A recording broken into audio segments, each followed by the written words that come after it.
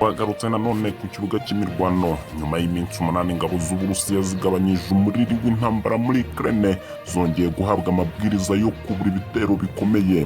Minisitiri w'ingabo General Sergei Shoigu yasabye ingabo z'Uburusiya ziri ku rugamba kurushaho gukaza ibitero mu gace ko mu majyepfo y'Uburasirazuba kazwi nka Donbas gaherereye muri leta za Donetsk na Luhansk ziyomoye kuri Ukraine.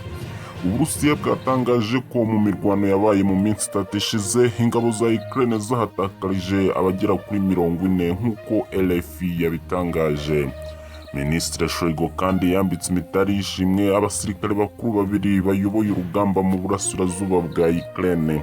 Perezida Vladimir Putin yari yatanze agahenge nyuma yo kwigarura imijyi ya Severodonetsk na Lysychansk. Inzego z'ubutasi za Ukraine zatangaje ko ibimenyetso bihari bigaragaza ko ingabo z'Uburusiya ziteguye kubura ibitero mu minsi ya vuba. Intego ngo ni ukwigarura imijyi ya Sloviansk na Kramatorsk ikomeye cyane muri Donetsk.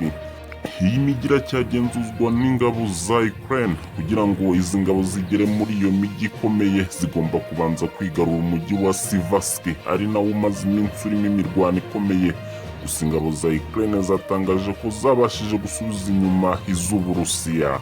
Amakuru Mashya TV, kanda handitse subscribe niba utarabikora, uraduteye inkunga yo kujya tukugezaho amakuru mashya buri gihe.